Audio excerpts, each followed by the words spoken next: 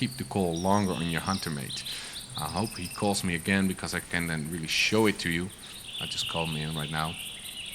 If he calls to you again, you'll see the circle lighting up again. And then if you switch to another object like your gun or your binoculars or anything like that, the circle gets preserved until you pull up your hunter mate again.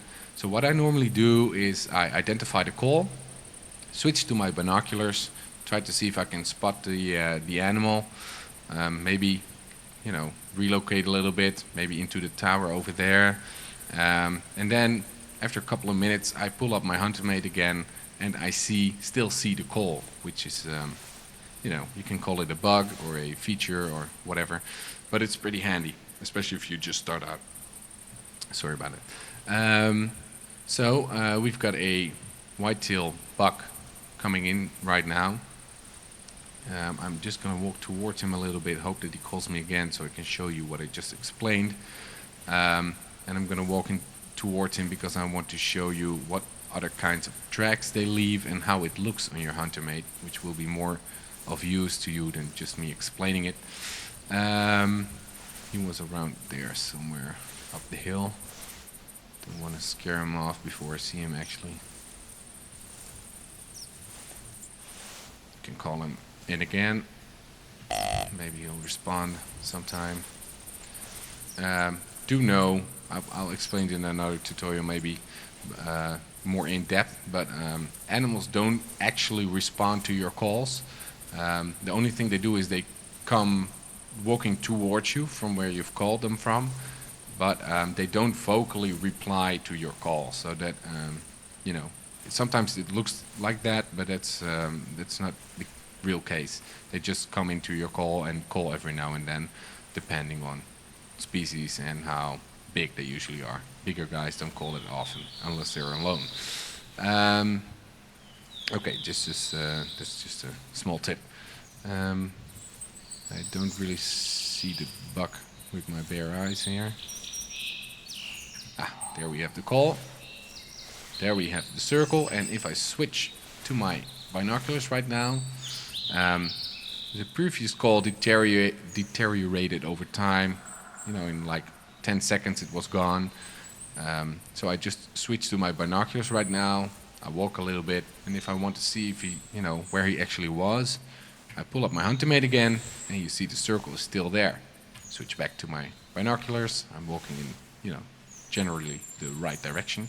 So we're just gonna continue, and the next time I bring it up again, it's still there.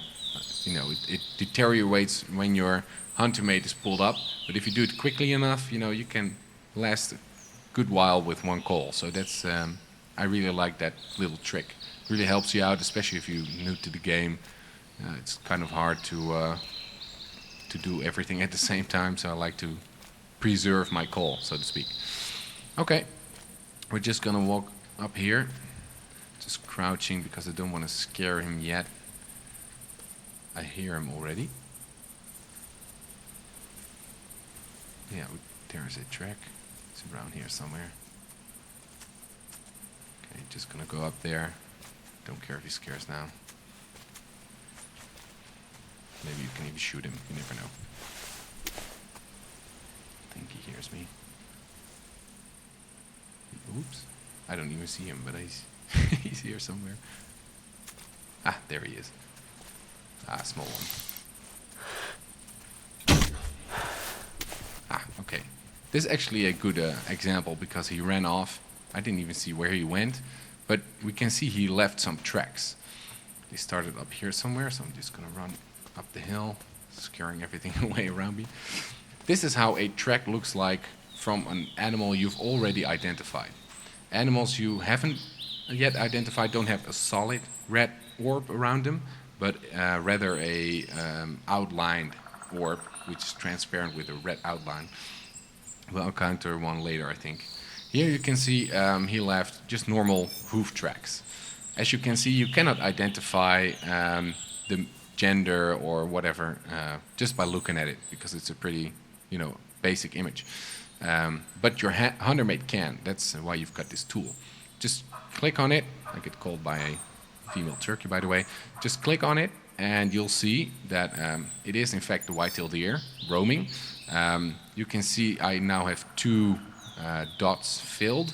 When I've got the 3 dots filled, I've got all the information I actually need. You see it displays a cone. This is the general direction the animal is walking, which is in this case pretty accurate because we know where he went. So we're just going to follow his tracks, and over time you will probably see new tracks.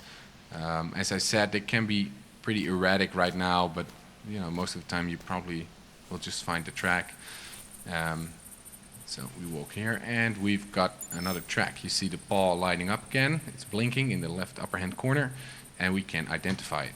In this case it's blood, which I forgot that, to tell you, which is also a valid track, but only after you shot an animal. And you can see here very nicely it's got the solid circle and the cone. So it's the animal should be somewhere in the circle and inside the cone, which is a pretty specific area.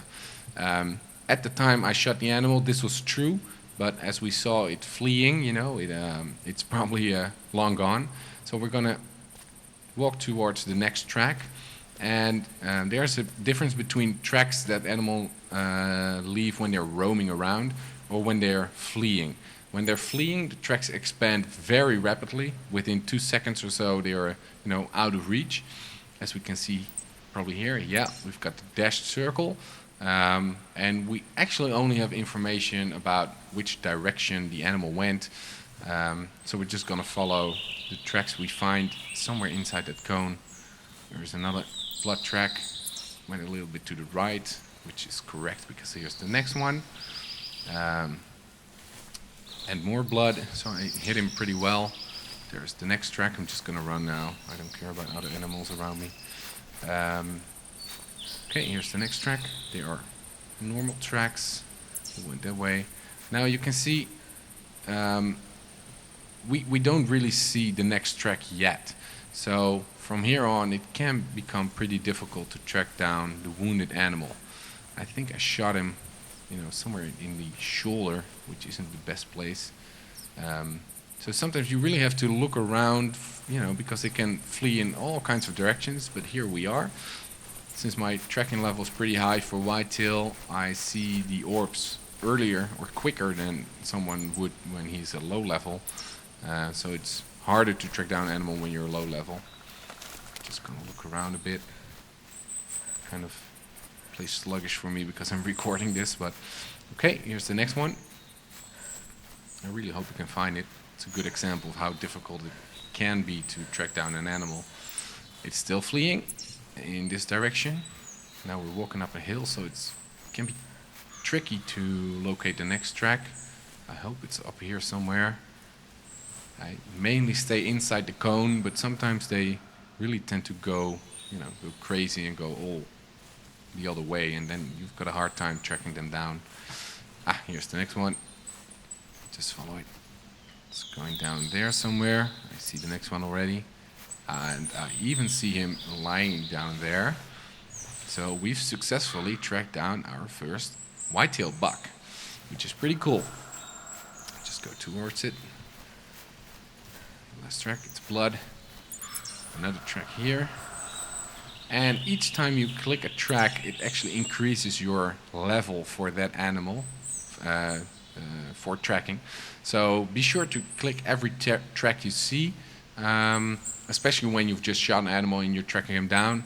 It gives you a lot of experience points in that area, and you know, helps you level up pretty fast. So as we can see, here's the arrow sticking somewhat oddly into his neck. As you can see, there's no decal drawn where the arrow hit. Normally you would see some sort of bullet hole kind of image, especially when you play on lower settings like I am here, because I don't get a very high frame rate otherwise. Sometimes you don't get the bullet hole drawn on your animal, which is pretty annoying every now and then, because you sometimes want to know where you shot it exactly. With the arrow you can still see where you shot it, obviously, but when you shoot it with a .44 or a different weapon, you sometimes want to know